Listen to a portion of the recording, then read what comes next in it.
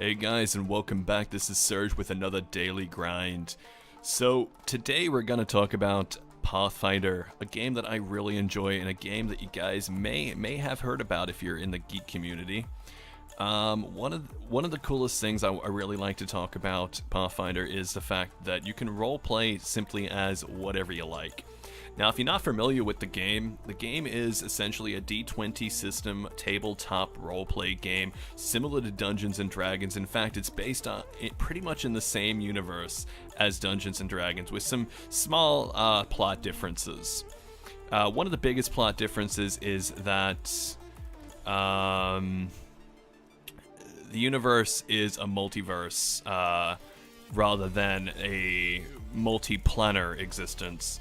As far as I'm aware, every D&D world, or at least every D&D version, goes through the exact same system of law. So, or rather, has small changes. So, in one D&D game, 5th edition, let's say, one god might be called Zathios, but in the D&D 4th edition, he might have been called Zervios, and he might have had a list of slightly different skills, and he might have looked different, and he might have had different companions and adventures that had happened to him.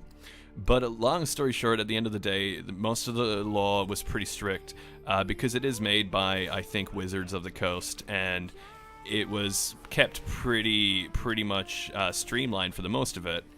But on the flip side, you've got Pathfinder, which kind of grew out of the ashes of 3.5 edition and sort of became its own thing from there.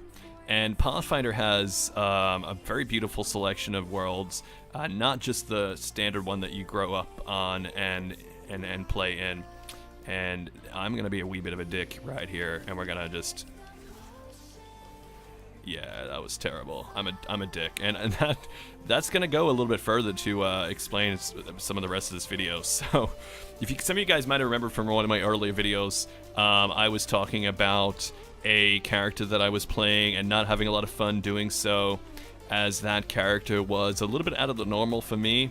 That character was a lawful good paladin, and if you know anything about Dungeons and Dragons, paladins have got a very, very powerful set of abilities, but with a catch. You have to be your designated alignment. You have to be that lawful good protector of all that is righteous and obey the laws of the land kind of character. Otherwise, you just flat out lose all your abilities.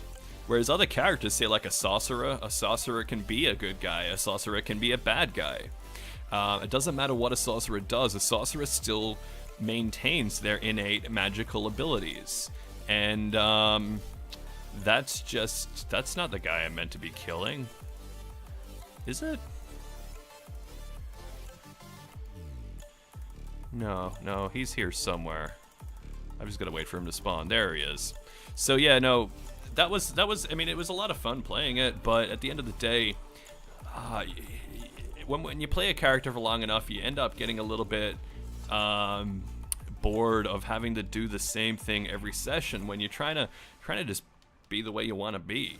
And especially with lawful good, because morality is subjective, even in Dungeons and Dragons, especially in Pathfinder. There's no clear-cut way to describe morality. Even though you've got lawful good, chaotic neutral, neutral evil, all those different alignments, which you guys, if you don't know, it's gonna be a hard thing to explain. I'm not gonna go into that very hard, but it is sort of self-explanatory.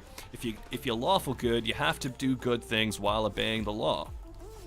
Now that's it in a very nutshell definition. I mean, there's lots of, I guess, subjection to that, but not as much as, say, if you're true neutral, you can do whatever the fuck you want. You do not have to, say, protect a village if you have no interest in protecting that village. But if you're chaotic neutral, you're less likely to say, you're less likely to obey the laws of the land. You're more likely to do whatever the fuck you want and just kind of not give a shit about the land. The moment you start obeying the laws and being, obedient to whatever the social norms are in the area, that's the moment that you become a little bit more lawful.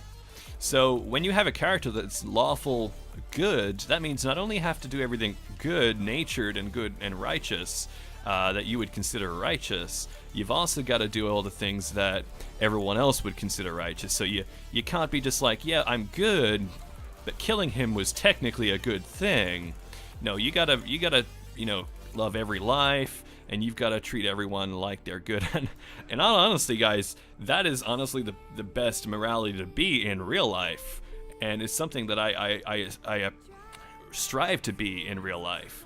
But in a video game, I like to just kind of let loose and be whoever the fuck I want to be.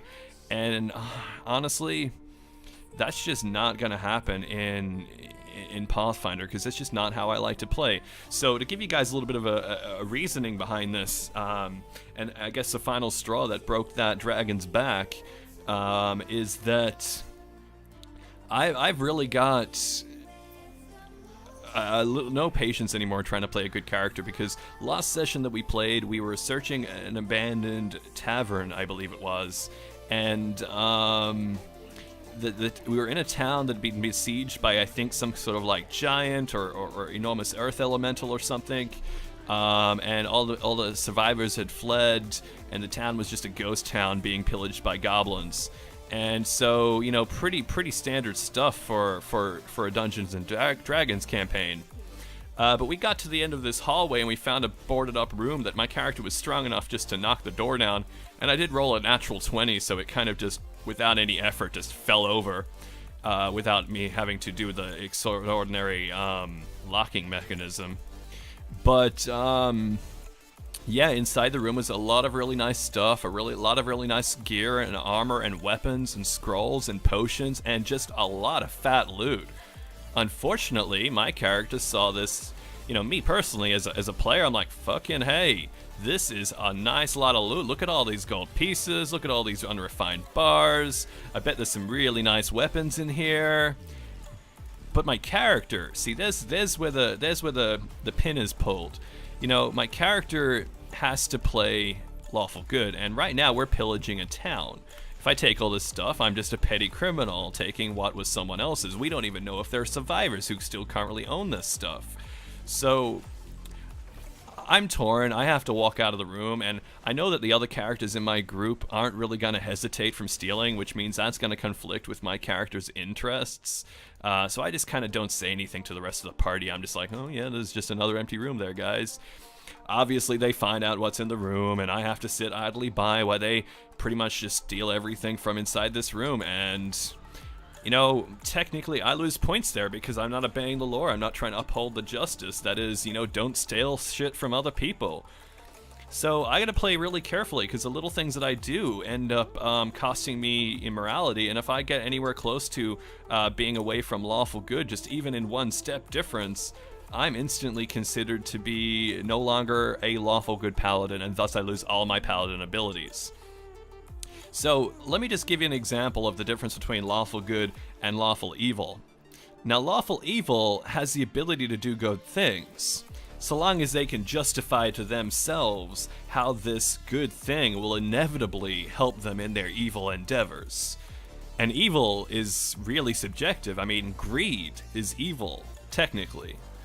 So if your endeavor is just to get a lot of fat loot, get all those bitches, you just get to have a big fucking castle on the edge of a cliff with all sorts of servants and slaves and all whatever, just live it up, and that's your ultimate objective for the game, technically, that's an evil objective.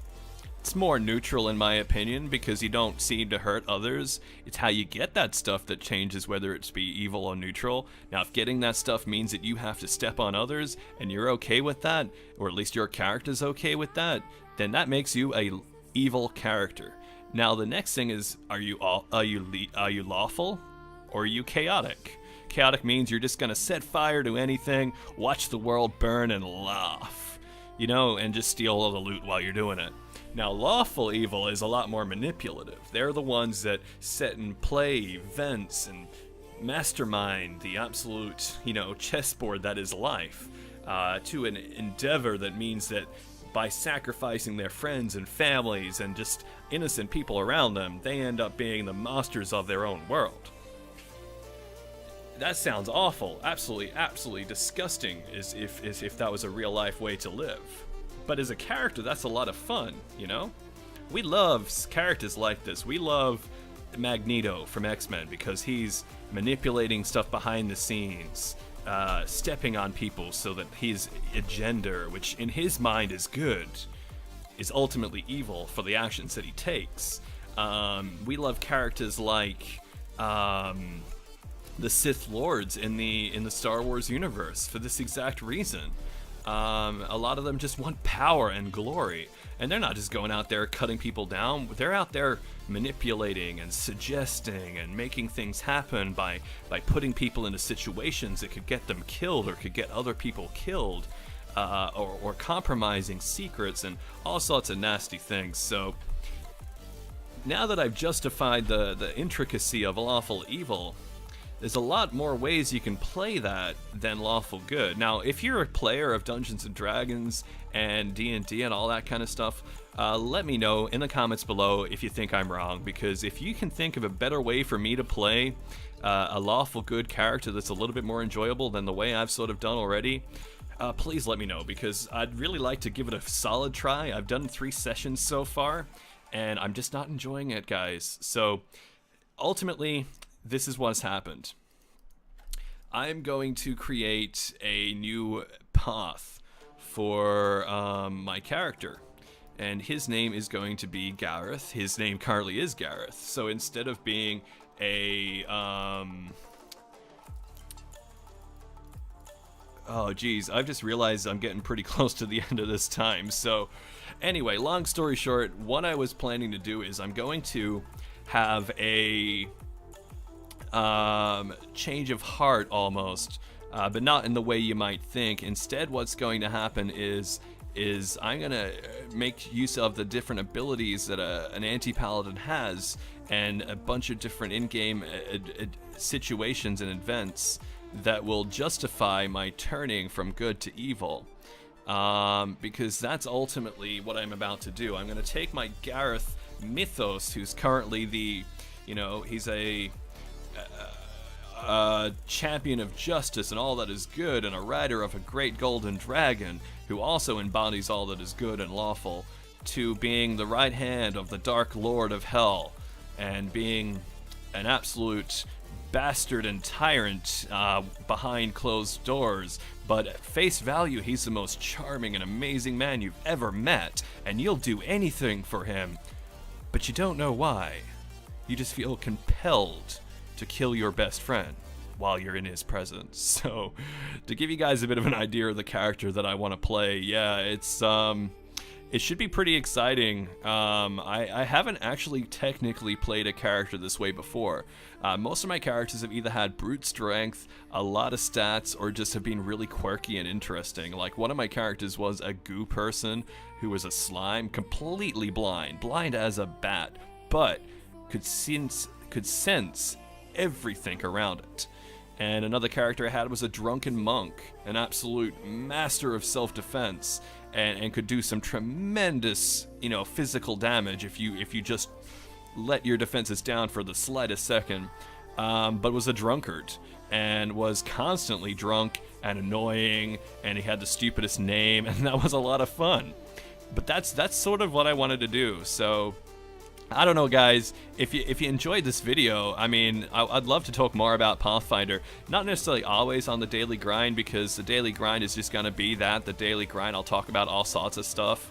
But I really want to talk about Pathfinder in some way or another. I might do some Pathfinder episodes specifically, maybe some highlights of our sessions. I'll get my mates' permission for that, of course, because they'll be playing the Pathfinder nights with me.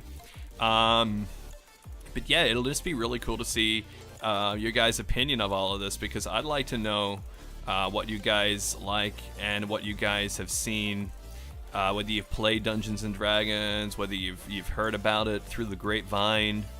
And yeah, it'd just be really cool to get that perspective of people who either haven't played it before or just really like to find out a little bit more about it, because it's a game that doesn't get enough love. I don't know a lot of people who play it in real life or on the internet. and it's completely free. It doesn't cost you anything. I mean, you can download a dice app if you don't have dice. You can literally just cut out pieces of paper and make them into the figures on your table. I mean, the only thing you technically have to pay for is a table. If you don't have a table, I guess you can play on the floor. I don't know. But anyway, guys, this has been Serge with another daily grind talking about Pathfinder. If you liked the video, leave a like. If you disliked the video, leave a dislike. And yeah, if you haven't subscribed already, subscribe. If you like my World of Warcraft content, I might make more. So in the meantime, say get out of the shot. Get out of the shot. That's just not cool. Okay. So in the meantime, say goodbye, Adriza. Goodbye. Catch you later, guys.